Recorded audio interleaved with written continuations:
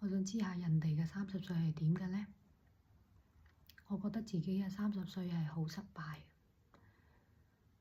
大概仲有2個月啦，我就30歲啦。我而家嘅狀態係無業，然後揾工係揾唔到嘅。咁點解到咗30歲仲會處於一個要揾工嘅狀態呢？其實都係我自己造成嘅。今年6月底，我辭咗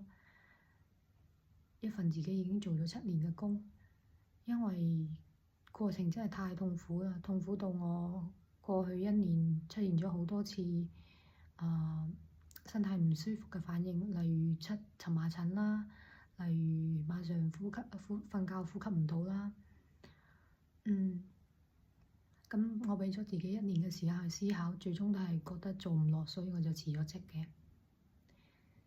離咗職之後，我冇即刻去揾工，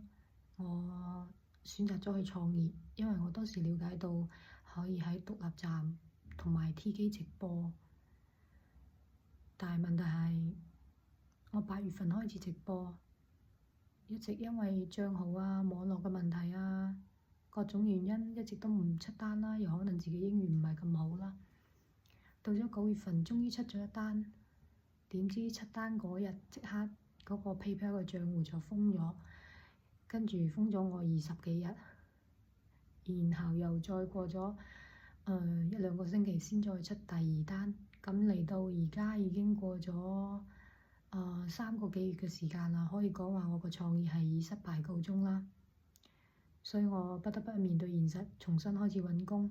咁其實我9月初已經開始叫獵頭幫我投簡歷㗎啦，但係獵頭嗰邊投嘅簡歷，基本上都係簡歷唔通過啦，或者冇下文啦。咁我自己喺軟件上揾嘅呢，只有3家係叫我去面試，咁我就面咗1家嘅，通過咗嘅。咁但係佢因為要單休啦，同埋又冇買公積金啦，同埋工作內容又好多啦，所以我係冇去到。另外2家嘅話，一家係單休，一家係工資太低，咁我都冇去面試嘅。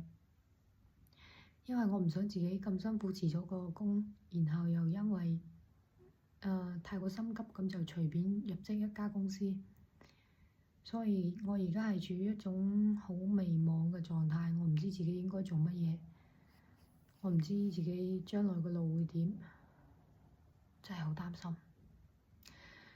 我想知道其他女仔到咗30歲，如果未結婚，然後事業又未有起色嘅話，應該點算啊？